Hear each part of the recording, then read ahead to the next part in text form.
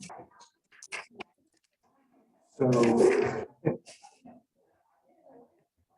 Yeah. I said stay co.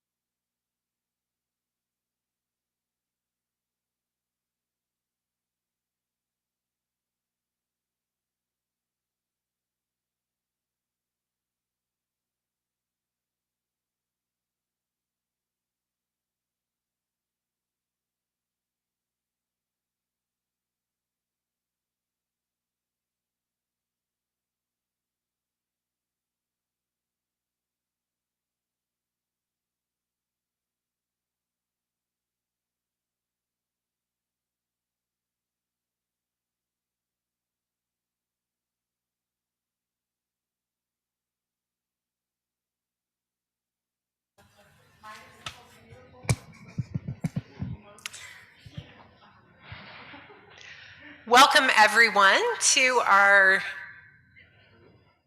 just a minute.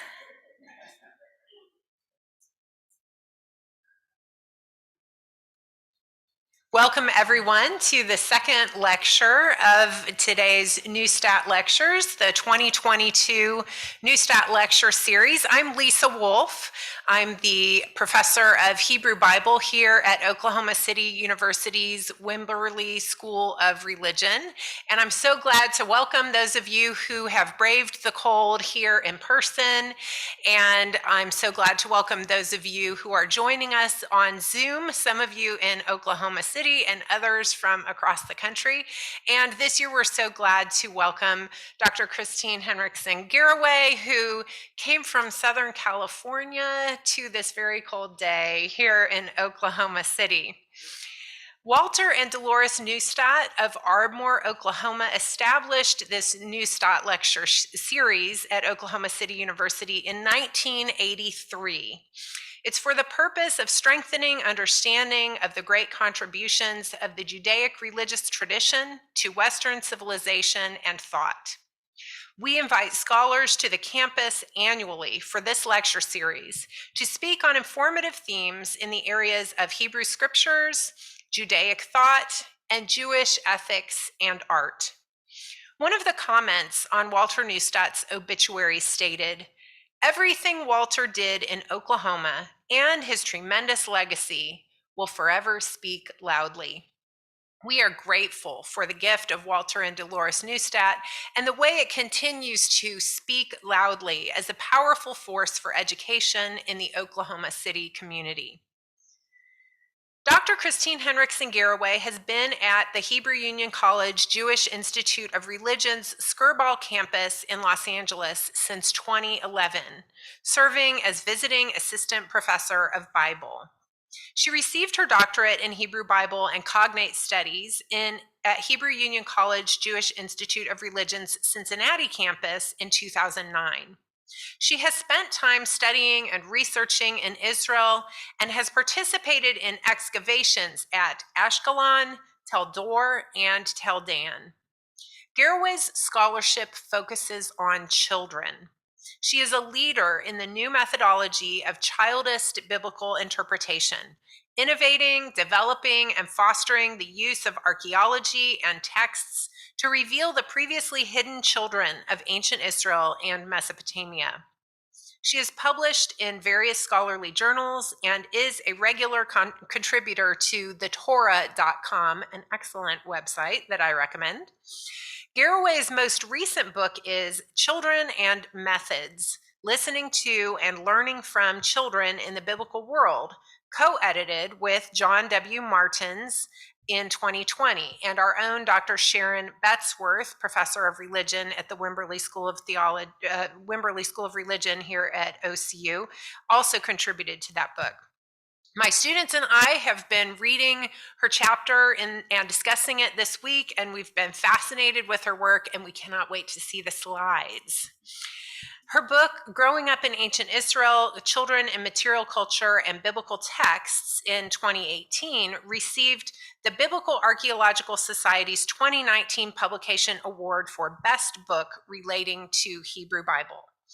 Other publications of hers include Children in the Ancient Near Eastern Household in 2014, and she's working on her next book, which will be The Cult of the Child, The Death and Burial of Children in Ancient Israel, forthcoming from Oxford. We're so glad to welcome you here. Let's give her a hand and welcome her warmly. Thank you all for your warm welcome. I was having so much fun chatting with people, I forgot to get my notes, so one moment.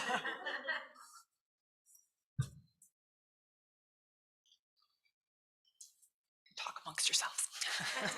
All right. For all of you who got that reference from Saturday Night Live, good for you.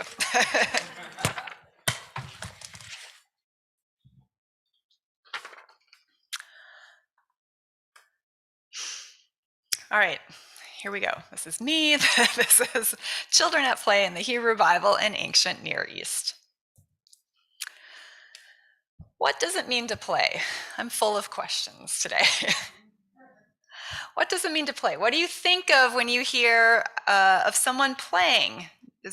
I'm going to ask a live question to the audience right here. When you hear someone playing or you think of play, what do you think of? Please don't hesitate to answer. Laughter, great. What else? Entertainment, imagination, okay. Toys, games, excellent. All right, so play, when we think of play, it's what we do for fun.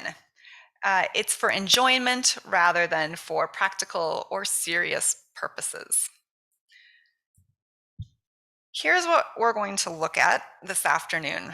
We're going to look at play, and I'm going to problematize play to begin with. As far as thinking about play in the ancient record, we'll look at a case study of Isaac and Ishmael, and then a case study from archaeology. We'll also look at play in ancient Israel. We'll talk about informal play, celebrations and festivals, solitary play, contests, and other types of play. Just as with most things we encounter in the contemporary world, play also has a different connotation in the Hebrew Bible. I will first present two different ways in which play can be problematized. First, we see a problem with translation. This problem arises because the biblical text does not pay much attention to children's lives. You're going to take that away from today. We don't know what they do on a daily basis. The case study here with Isaac and Ishmael serves as a good example of this. Genesis 21:9 says, and this is a rough translation, and Sarah saw the son whom Hagar the Egyptian had borne to Abraham, Mitzachek. And I have left that not translated for a purpose. How are we to interpret this? If you were to do a Google search and pull up, I think it's like Bible Hub or something, not that I'm buzz marketing, it will give you like a whole bunch of different versions of the Bible and their translations. And you will find a whole bunch of ideas. Some suggest that they were making sport. Some suggest they were playing. Another possible interpretation could be mocking. And the last one, which I actually happen to think is the correct one, is that there's a word play going on here. So if you're not familiar or if you need a memory jog as to what's going on here, Abraham and Sarah cannot have children together. And so Sarah gives Abraham her maidservant named Hagar, who is Egyptian, and they produce a child named Ishmael. A while later, Sarah and Abraham have their child together, Isaac. And there's sibling rivalry going on. And after Isaac is born, Isaac and Ishmael are outside doing something. So you can imagine Sarah at the window or looking out the door and seeing these two children, mitzachek, whatever they're doing. Now, what might you imagine little kids doing together? Perhaps they were playing ball. Maybe Ishmael was entertaining Isaac with a story. Maybe they were fighting or wrestling, as brothers often do. But perhaps it's also a word play. So Isaac's name in Hebrew is Yitzchak, and the same root, mitzachek, this same root is found with the name Yitzchak, which also Isaac means laughter. So maybe they were laughing together, or maybe what Sarah actually saw was that Ishmael was trying to be like Isaac, trying to take his place. And whether that was a role play situation where he said, you know, I am now the head of the house and I am going to take all of the inheritance. And Sarah thought, I do not like this. And problems ensue after that for their family. It's hard to say. But what I want to point out here, the point of this is that even when we have words that connotate play in the biblical text, they're not clear as to exactly what play means. Okay, so that's problem one. Problem two. What is play? How do we find it in the archaeological record? And finding it means looking for the child's world. This can be difficult when we consider, as we did earlier today, that finding children is hard enough. It's not something you do intuitively. You need to intentionally look for children and play. So if we were to leave this room and 2,000 years from now, an archaeologist comes back and sees all the stuff we left behind, what might they think? Right? Would they see a whole bunch of bags and backpacks and think, oh, this was a group of travelers who came and they sojourned here and they were having a meeting? Or if they see computers or tablets, might they think that this was a tech organization who is having some meeting? What happens if they see if someone leaves behind a keychain with some items on it? Right? Would they think, oh, this was a child who has something they were playing with? Or, right, like a lanyard. Yeah. Maybe, is that a whistle on there? Oh, a Lego, even better yet. All right, I'm making my point. You get an A. Right, or lanyards, like, did they wear special ceremonial necklaces here? So interpreting the archaeological record is both exciting and also you need to be very careful in what you're doing and admit from the beginning that what we have are ideas, and we try to do the best we can to think about our ideas responsibly based on many different angles. All right, so what you see here in this cartoon is a long-standing joke that archaeologists have. Hey, Herb, what's this? I don't know, probably a toy or a religious object. So the joke is that when archaeologists don't know what something is, they turn either to a religious object, which means we don't know, they probably did something religious with it, or a toy, which means, I don't know, maybe kids were using it, right? So kind of two opposite, ends. One being for fun or not for serious purposes. The other one, a ritual, would be for a very practical and serious purpose. So a little problem there. Theories of play. Who here knew that there were theories of play, right? There's books, there's a whole field. So if you're looking for something to go into as like a master's degree or even a PhD, you can become a scholar of play. Well, we might associate play with free time activities. There, as I mentioned, is actually an entire field of studying surrounding play. Anthropologists studying different cultures have noted that play and the desire to act playfully cuts across cultures. Pretend play in particular has been established as a human universal. Interestingly, anthropologists have also found that pretend play happens at all ages via objects, storytelling, symbolic, or imaginative play. Developmental theories of play understand play to have particular functions in our lives. Biologically, it trains young people for work. Consider little children playing school, or driving matchbox cars around, or role-playing with dolls. These exercises offer exercises in restraint. They can provide a safe space to exercise the desire for competition and dominion, and they also function as an outlet for harmful impulses and wishes. And here I would read, this is why video games can be so popular.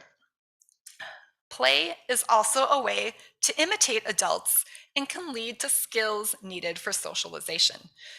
So I chose the matchbox picture here as imaginative play, but also the Easy Bake Oven, because I wanted one very badly as a child of the 70s and 80s, and it's not a loud one. But you can see here that this could be a way to imitate or to learn how to bake, how to do a useful skill that would be needed for later in life. And then the image of storytelling here, you can see all of the different parts. It's not just sitting down and telling a story, but there's so many different things embedded in storytelling that we pass on as we storytell. Right. So we'll pivot here now and think about play in ancient Israel and some of the different ways we can find play in both the biblical text and also the archaeological record. The first type of play is informal play. This kind of play involves joking and tricking. Interestingly, we find this kind of play peppering accounts of the ancient world. From the Bible, we see the trickster motif, best exemplified by Jacob and Esau. In the greatest coup of all times, Jacob, the trickster par excellence, is later tricked by his father-in-law Lavan. Lavan, on Jacob's wedding night, gives him the wrong wife. Well, we might think this is cruel. To be able to pull one over on those who are closest to you was considered the greatest joke in the biblical world. We might understand the text as dishonest and look down upon Lavan for tricking Jacob, or look down upon Jacob for tricking Esau. Indeed, we even use the pejorative term stealing the birthright. Yet when we pause to think about how ancient audiences heard these stories, we might envision them getting a hearty chuckle out of the situation. And if y'all don't know the website, The Brick Testament, highly recommend it. All right, our next stop are celebrations and festivals. Here is perhaps a form of play we do not often consider. To engage in activities, again, for enjoyment or recreation, rather than serious or practical purposes, we can find this within celebrations. Dancing is often a part of festivities, as is music. Both are categorized by anthropologists as part of play. In Judges 21:19 through 21, we see a description of an annual festival at Shiloh, during which young maidens would come out of the vineyards to dance. This may have been a grape harvesting or treading party, like the one referred to at Shechem in Judges 9:27. We know from Egyptian iconography that festivals and merrymaking often included instruments and dance. So too, the biblical text references a litany of instruments. Consider Psalm 150, which lists winds, brass, percussion, and strings. Praise him with trumpet sound. Praise him with harp and lyre. Praise him with timbrel and dancing. Praise him with stringed instruments and pipe. Praise him with loud cymbals. In this, we can see here this overlap between ritual and play that was joked about in the cartoon. All right, so sometimes ritual and play can overlap.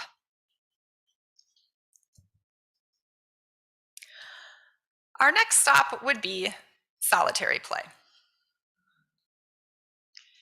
And here we have the ever irksome and troublesome Judean pillar figurines.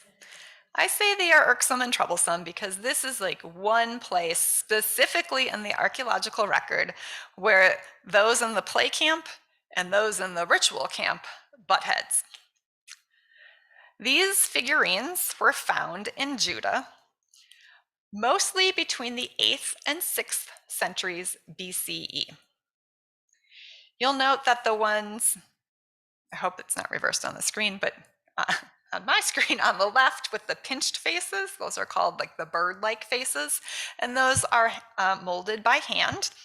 And I can attest to the fact that if you take a dinner roll and smush it up, you too can make one of these very easily. There may or may not have been a whole dinner full of scholars doing this one time. The ones on the right-hand side have handmade bodies, but the heads are made by a mold and then attached onto the bodies. So we see two types of faces, but they both have this pillar base. So there's no real distinguishable legs on the images. Now, what were they? Maybe some of you are familiar with these, and maybe some of you are not familiar. Is anybody familiar with them? Okay, well, two people. I'll call on the student rather than the professor. What do you remember anything about them or some ideas?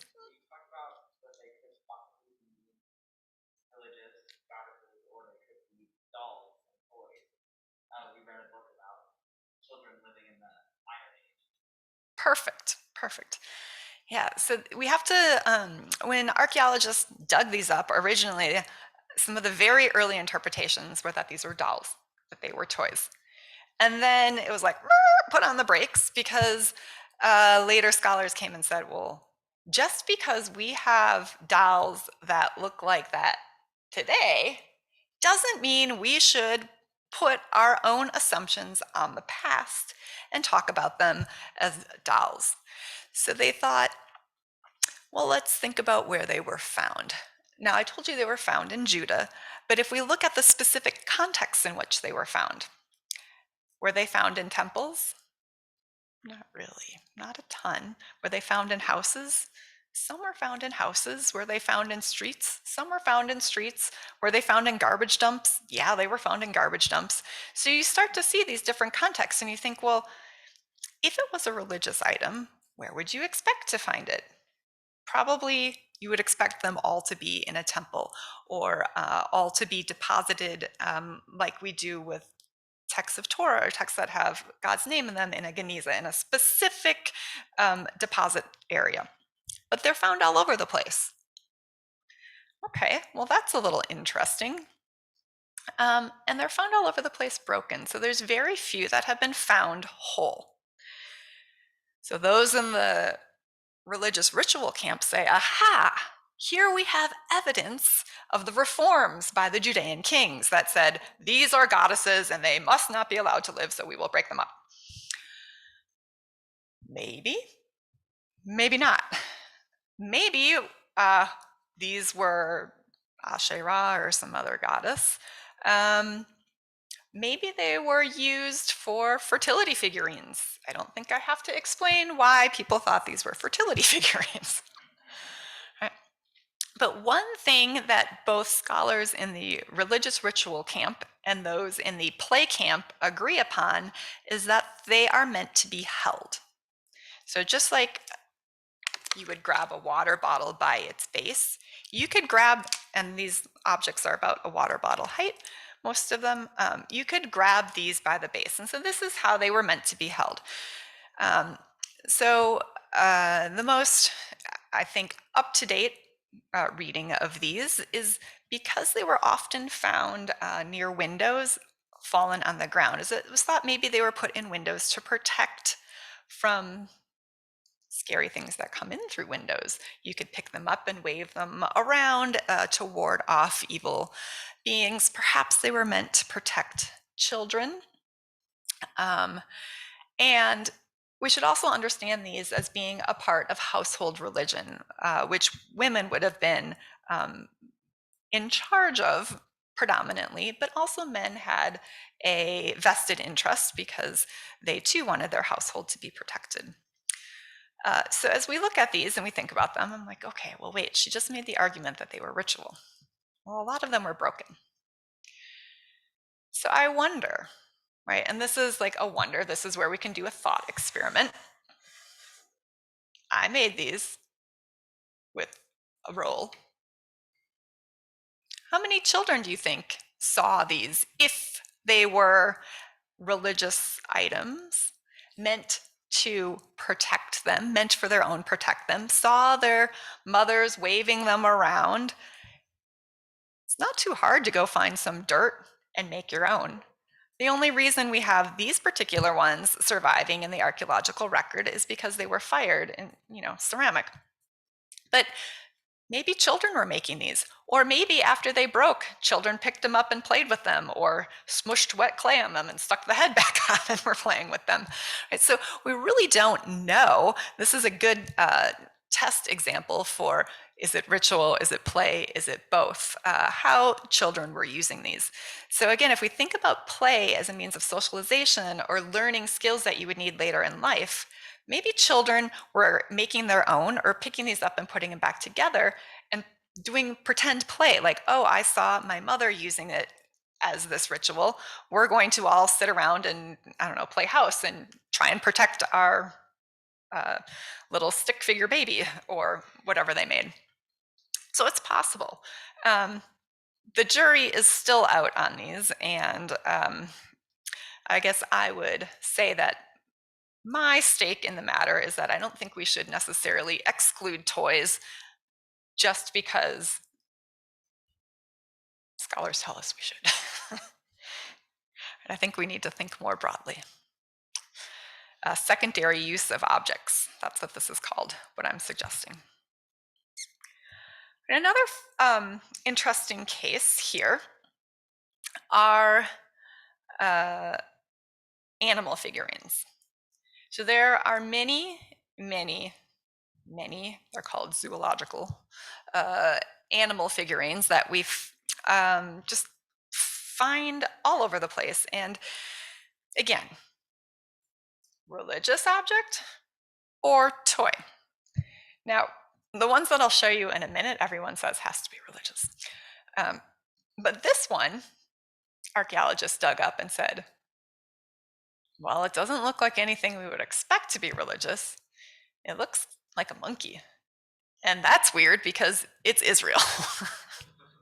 So clearly, we have someone who knows what a monkey is and has decided to make a play toy out of it. How it was used or what it was used for, if it was actually used for play or if it was like a little collection put on a wall, no one really knows. But it's interesting to me that when an object is either a lion or a bear or a monkey, that it's okay to call it a toy or to think about it as a toy. But when it looks like this, it's not a toy. We see a lot of broken wheels in the archaeological record, not like car wheels, but like the ones here, little ceramic wheels. You find evidence of chariots. You see things that are clearly horses. Sometimes they have a rider on them. And all of these are understood not as toys, or at least that's not the first option, they're understood as religious. Now, the one where you see the little horse and cart, this is actually labeled as a toy from Syria pulling a cart, and this is in the Artemis Gallery in Colorado. And these images, again, date to the 8th through 6th century CE. So the predominance of these little figurines in the 8th through 6th century, same time period, we have the Judean pillar figurines, and so people are like, oh, here's the female goddess, and these are now the male god, the horse and the rider. Now, why would they think horse and rider as a male god? Well, we have descriptions of the god Baal as a rider on the chariots, a rider like on the clouds, and so there's some connection thought there. But again, the same idea, like, okay, you could have kids playing army, right? We have little army toys, perhaps. It doesn't seem out of the possibility, out of the realm. And you can even see this particular one here looks like it was been handmade. So again, I think we need to push back, step back, and say, okay, well, even if these were originally made as some sort of religious item, perhaps they were also played with in a secondary use once their religious purpose was no longer needed. Okay. Contests. Lots and lots of game boards have been found. And yes, you can get a PhD looking at archaeological game boards. Just throwing all sorts of ideas out there. Now, racing games are very popular. From Egypt, we have the game called Senet. And then from Ur, we have the royal board game of Ur. And here you can see that there's game pieces. Is my arrow track? Can you see that? There's game pieces up top, and you would put them and try and get from one side to the other side. So this kind of reminds me a little bit if you've played the game Mancala, where you have the two lines of stones and you try and get to the other side. So it's the same sort of idea. So tons of different racing games, game boards have been found. And the question here is, do they belong to children or do they belong to adults? Now this one here looks fairly nice. And I, for one, know we have two chessboards at our house. One mom and dad can play with and one the kids play with. And the one that mom and dad play with is a nice one that my husband brought back from Europe that he purchased. It's nicer, and we don't want the kids dropping it or breaking it. So we might imagine that even if games and these game boards that we find, and some of them actually have inscriptions like belonging to so-and-so or are in tombs of rich royal and elite people from Egypt and Mesopotamia, that kids were also learning how to play these games. And you could, again, imagine carving on the ground or in the dirt an outline of this and using your pebbles to play games such as this.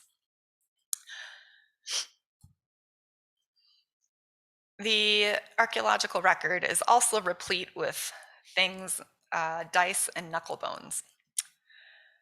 Most knuckle bones are made from sheep or goat knuckle bones because they're the right size. And we don't really have a whole ton of information about how a game would have been played or what games they were playing. But I think here we also go into the realm of imaginative play, because I know that I, as a child, if we go to my grandma's house, she'd have dice and we just like make up our own games. Oh, if you roll a 5 3 times in a row, you get 10 points. If you roll, or if you think of Yahtzee, there's so many different things that you could do with these that we might imagine kids coming up with their own games, or even making some of these themselves. So this is going to lead me to our last big topic, which is other types of play.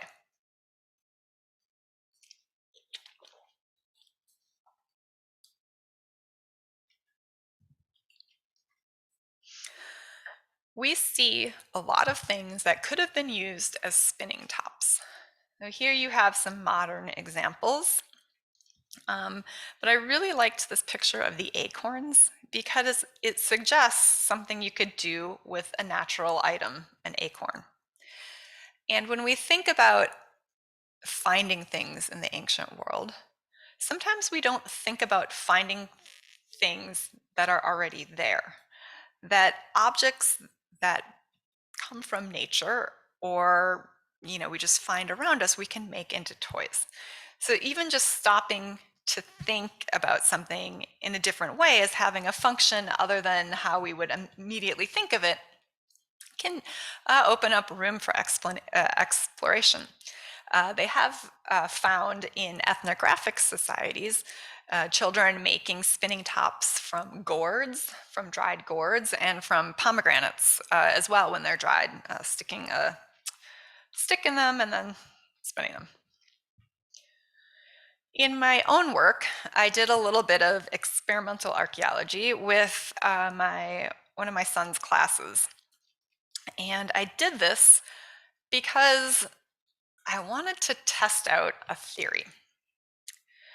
Okay, so we're going to look at something called a buzz. And those of you who have read the chapter in the book already, this will be a jog of your memory. And for others of you, it might be new information. So there is a very strange thing that appears at many different sites in all different time periods across not just Israel, but across the ancient Near East. They call them buttons. Why? Because they don't know what they are. Now, we do know that buttons were not used as buttons. At least we don't think they were used as buttons because we have different types of pins that would have been used for clothing to be like safety pins or like a straight pin. But it doesn't seem like we have clothes with buttonholes in them. So what are these things? So what I have up here are descriptions that are taken from various archaeological field reports explaining what these are. An object used for weaving and spinning. This falls under the generic heading. Miscellaneous objects. It's always a good one. Perforated pottery. It's a good description. Spindle rolls. Now you might be saying, what the heck is a spindle roll? Because I didn't know when I first started researching these items. So we look at textiles and the way that you spin like the string from wool is you need to have a weight on it, and you have a stick and you spin it and it goes around, and that weight has to be specifically weighted, and it's usually made out of a heavier stone or sometimes a heavy ceramic, but it has to be very precisely made. So keep this in the back of your head. Discs. Okay. Button. This was found at a few different sites, very descriptive. And then again, either loom weights or tablet weaving items. And you can see the different places where they assigned these names. So basically, there's no consensus in the scholarly terminology surrounding these objects. Now, what you're going to see next is another possibility. It might have been a toy. This is a description here that comes from Van Beek's understanding of these toys. He dug at Tel Jumna, and what he did is he said, oh, this reminds me of a toy that we used to play growing up. And he tried it out. So if you imagine a button with the two holes, and you can see here, you string through them, and then the string is tied at both ends, and you wind it up, and then you pull it taut, and the button moves back and forth, up and down.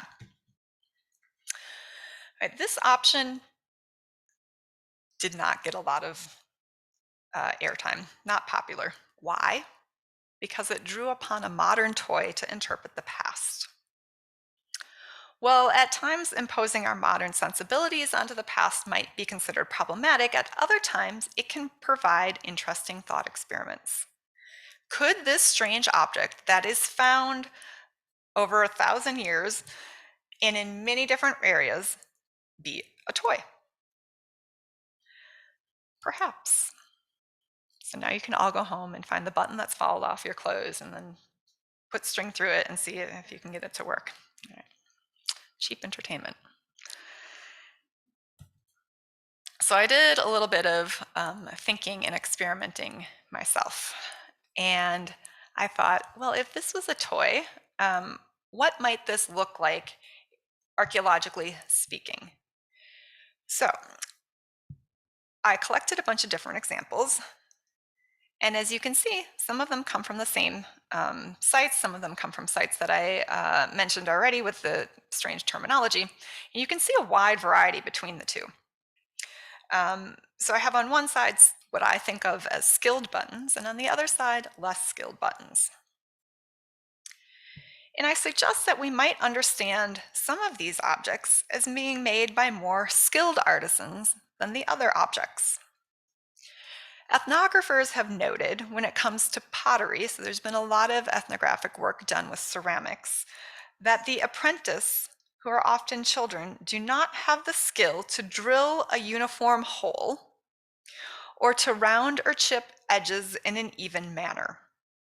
They are called skill-based mistakes and often made by those whose motor skills are less developed or those who are impatient, like children. If you were to look at the slide carefully, you can see here that the skilled buttons all appear to have two holes that are relatively evenly spaced apart, and that the edges are relatively smooth.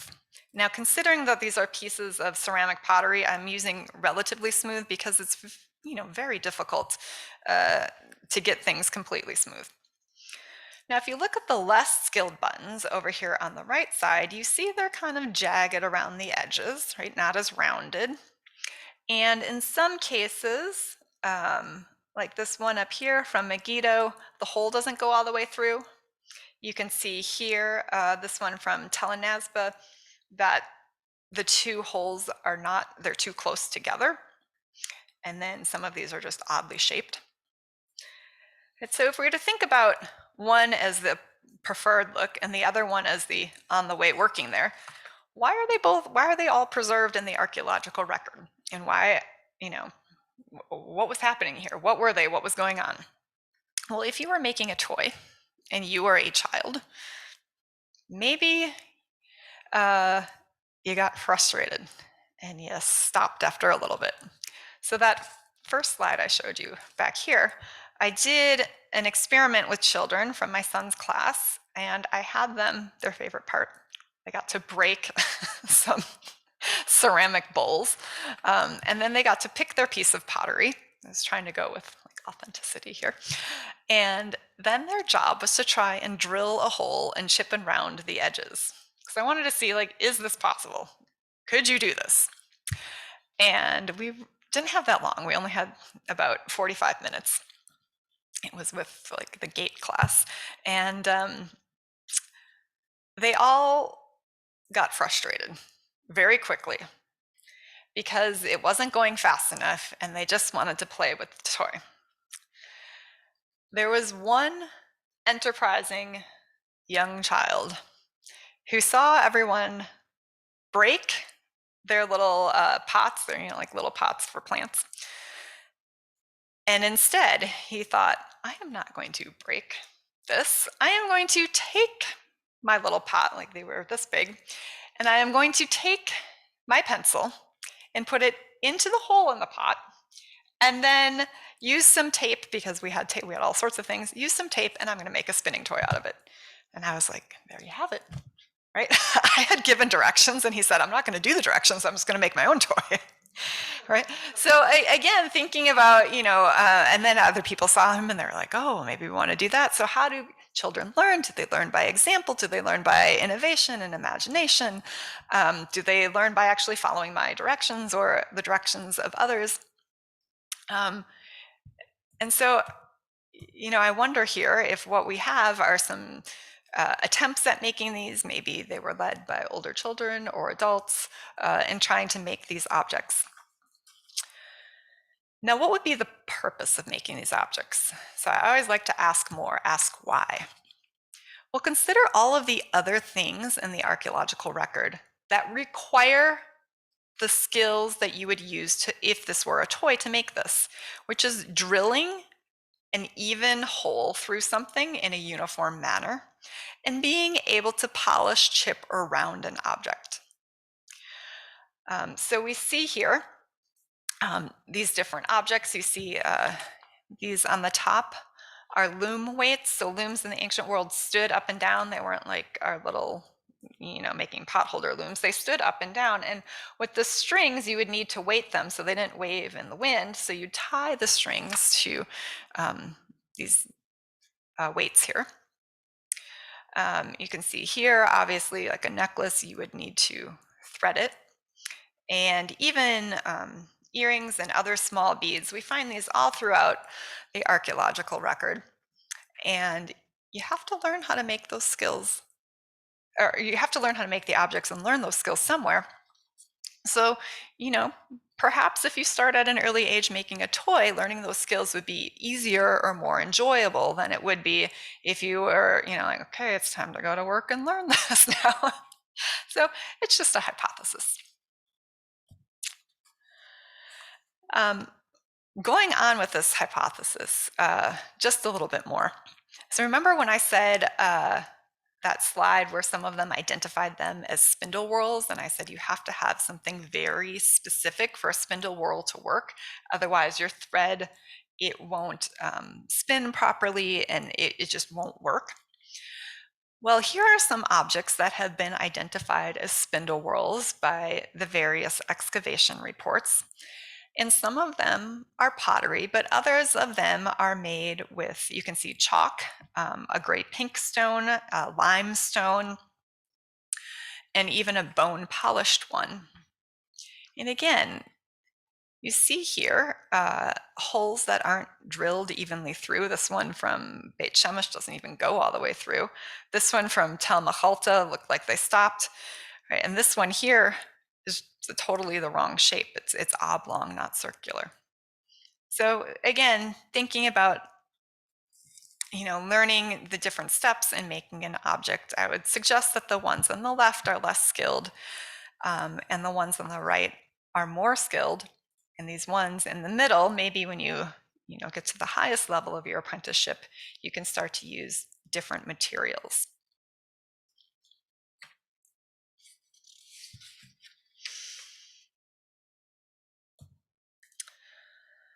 All right, in conclusion, I would say that all humans play. Play is a category that reaches across cultural boundaries and ages. While play might be constructed differently in different cultures, the desire to play is part of human nature. Therefore, we should expect to find evidence of play within the biblical world. Just like with children, when we stop to look for play, we find it is quite prevalent, especially when we consider the different categories of play. Thank you.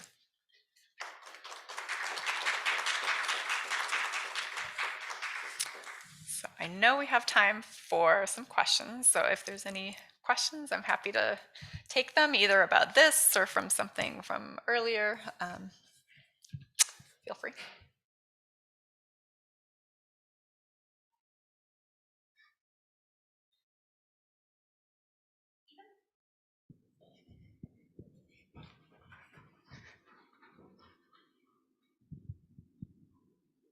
Even on the slide that you have here, you've got a ball shown there, and I'm just wondering, when did that start? Do you find balls?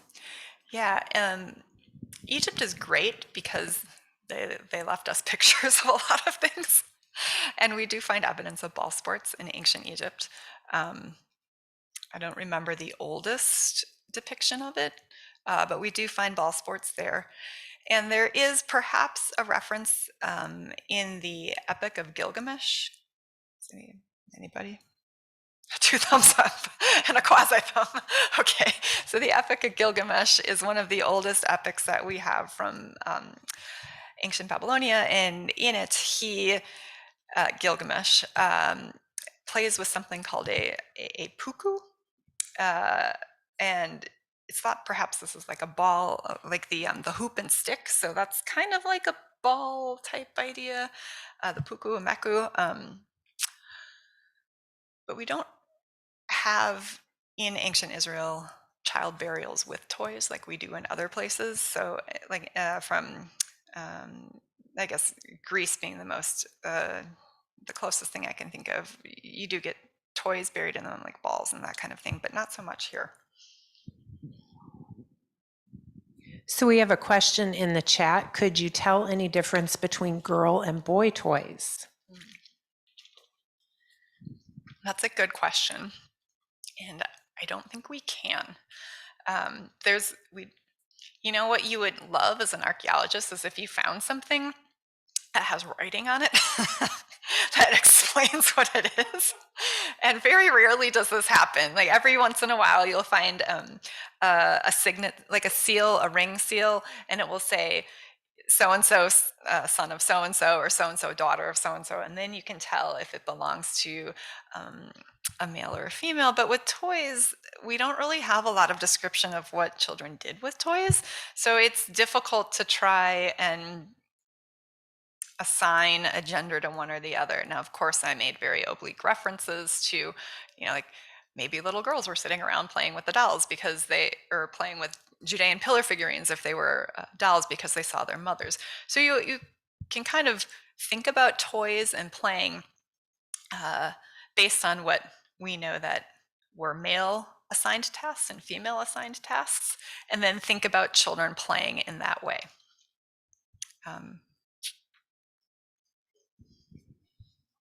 So I was gonna say, did you say that the most common assumption to the buzz saw, like what the buzz, like the spin buzz toy was a button? Oh, that's what they call them. Right. The most commonly assumed thing for what they are is nothing. Oh, okay. Well, I was just gonna say, if people think it was a button, don't you think that any type of assumption that to what any type of archaeology find would be from like a modern perspective? Yeah. So that's, I mean, again, the dynamic that you have to deal with is, okay, here we are in the modern times and we know how things operate. Did they operate that way in the ancient world? And sometimes yes, sometimes no, which is why you have to take into consideration, in my opinion, as many different angles as you can: the textual, the archaeological, the iconographical, also looking to ethnographic societies, those who are closest in terms of societal structure to what ancient Israel was, and look at how things are operating there. And so if you can get a lot of verification from a lot of points, then I think you can start to make firmer conclusions. Otherwise, we just have a lot of really good ideas. My husband he studies later things, and he's always accusing this early period. He's like, you find something and you make a toothbrush and then you have a civilization after that. And I'm like, well, I got a good imagination. Thank you for everything, but I was wondering about the toys and if you find them across class divisions in the archaeological record. Thank you. That's a good question. So when we think about class in the archaeological record and who people are, where we are often digging is within cities. And so already there, you're at a certain social status or a certain social strata. And especially within the city, you're going to have mostly people who have a profession of some sort, like they're a potter or they, buy and sell and trade in different things. And so that's kind of the level we're looking at. And it's just kind of like modern demographics. The temple and the palace were at the top, and then the poor people lived at the bottom. So you can see this even in some, modern cities today, like the higher up the hill you go. But objects like this buzz button thing were found scattered throughout a site. So then we would say maybe no difference in class. With the Judean pillar figurines, we see them in temple settings. We also see them in regular houses. So they seem to cross boundaries as well, but if they were a religious object first to begin with, that might also say something about that. So it's I think everyone was playing, but it's hard to know exactly who was playing with what.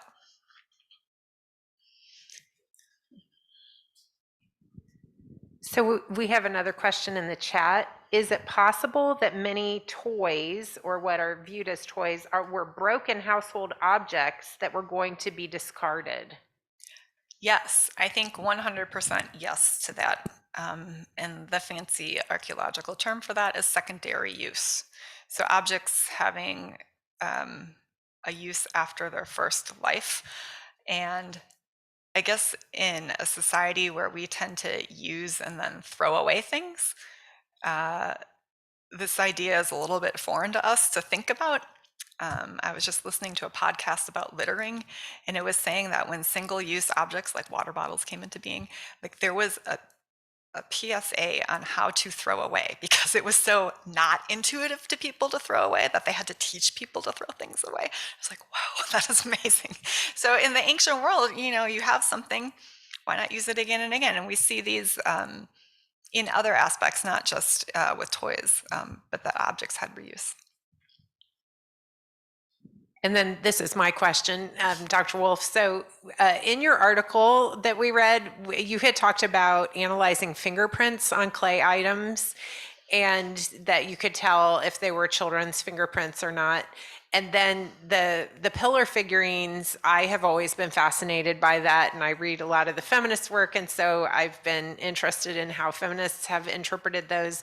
So I'm wondering if there's good analysis on the extent to which those clay pillar figurines have children's fingerprints on them or not. Mm-hmm. So the fingerprint work isn't, I haven't actually done that work myself. The article was drawing on what had been done by some other archaeologists.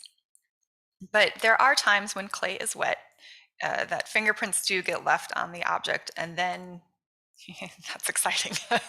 Just like when you get something written down, that's exciting. As far as the clay pillar figurines, the only fingerprints, to my knowledge, that have been found are adult fingerprints. However, soil analysis of these figurines have found that there were a ton of them made within Jerusalem proper, so they think about them as pottery workshops. And we know that pottery workshops are family-run workshops. And in like ethnographic studies of pottery-run workshops, and even Mesopotamia talks about this too, you pass down your trade, or you think of Michelangelo's workshop. He did not paint all of those things and sculpt all of those things by himself. He had a cadre of people working with him. And so too with these different pottery workshops, tasks assigned to women and children were different tasks than were assigned to the men. So while I think we don't have children's fingerprints on these objects, I do think children very well, if this was their family trade, could have been involved in making the objects, even if they were not playing with them as a toy right away. I have a question. So I was wondering, archaeology seems very difficult to me. I don't know why, but it seems like something you have to have a lot of knowledge base to first be able to see what's there and then to even imagine it further in your niche of children's children's things and toys and thinking about children in biblical times. So I was wondering if the idea of even just like imagination and play when it comes to children affects the way that you even look at archaeology, because I imagine it takes a lot of imagination to try to decide what objects are. Yeah, so archaeology when it first started was just a bunch of find something, classify it, move on. And modern excavations have done so much with the technology and so much with different digital reimaginings that they are able to plot out on a grid where everything was found, and then you plot the walls and you can figure out what rooms were used for which things, because you can say, oh, here in this room at this little corner we have all of these what look like religious things, or this room in this corner we have items for food preparation, whereas in this room in this corner we have items for eating food, right? So we can kind of tell. So the story work is being done there via just plotting things and being able to figure that out. Now, the interesting stuff comes when you find destruction layers and you think, oh, how did this happen? What happens? And even more exciting, because I'm weird and like this kind of thing, is when you find skeletons in these destruction layers and you think, who's found there? So at the site of Tel Megiddo, which you might know from Armageddon fame, right? It's the same Har Megiddo, Armageddon.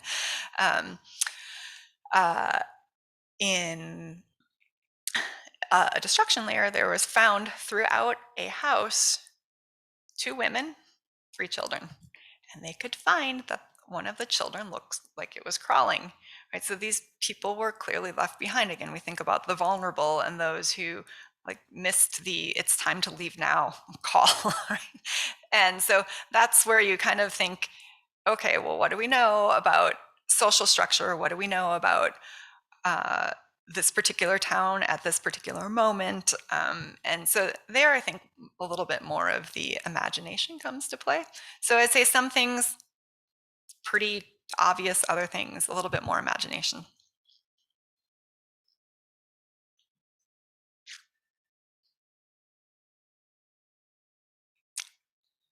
Anything else? No?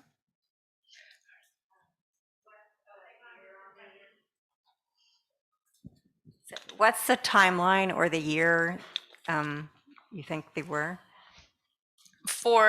Well, I've been talking about toys that, or objects that we can find in a lot of different time periods. Specifically for the Judean pillar figurines, these were found in the 8th through 6th centuries BCE, as well as these objects here. So we're talking the Iron Age period, Iron Age 2, which would be roughly equated to the divided kingdoms, the kingdom of Israel and Judah.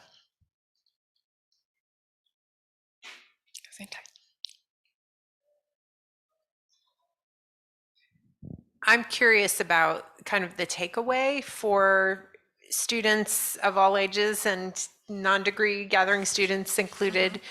Kind of what's your overall thought on how this kind of approach or methodology to interpretation of both archaeology from the time period of the Bible and the literature, both biblical literature and otherwise, kind of what do we learn from that? What's the importance of this methodology, and why do you think, how does your work kind of change the field? Mm-hmm. Thank you for that very insightful question.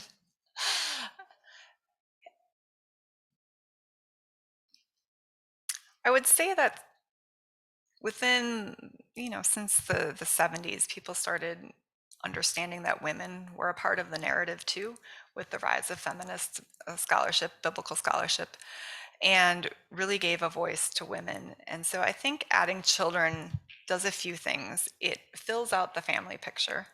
I mean, how many reports or articles have I read which says children were an important part of the household, and then that was it? Or of course there were children and that was it. So, but what did that mean? And I think that the work that myself and others are doing is showing how valuable children were in the ancient world. And they were valuable for a multitude of reasons. I mean, the most obvious reason is that you need children to replace the current generation. But how do you want those children to grow up?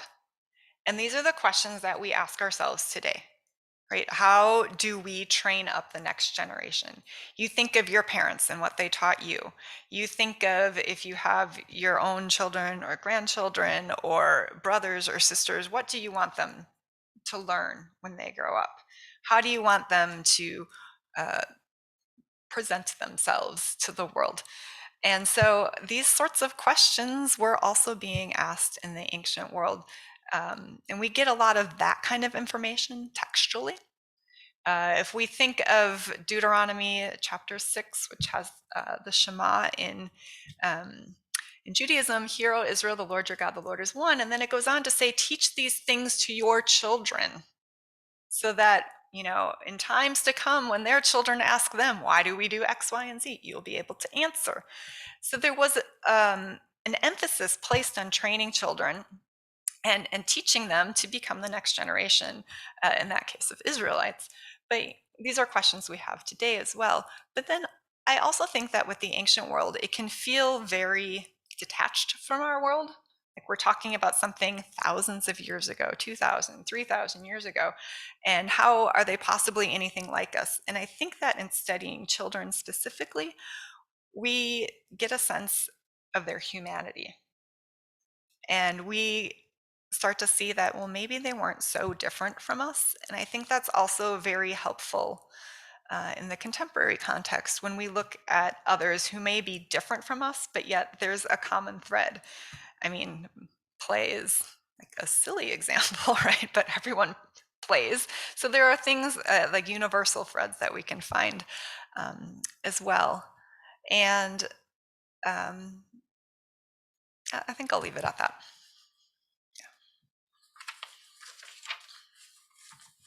Okay. Thank you.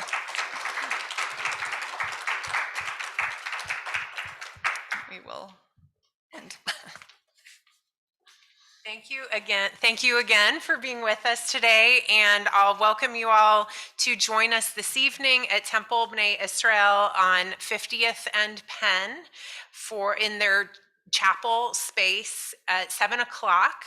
For those of you who are on the webinar, note that there is a different web link for that lecture that you would have received in your same email. And for those of you in person, we would love to have you join us tonight at 7 o'clock. So thank you again for being with us, and thank you all for joining us today. Yes. Oh, and if you are coming in person to the temple, you do need proof of vaccination, please. Thank you.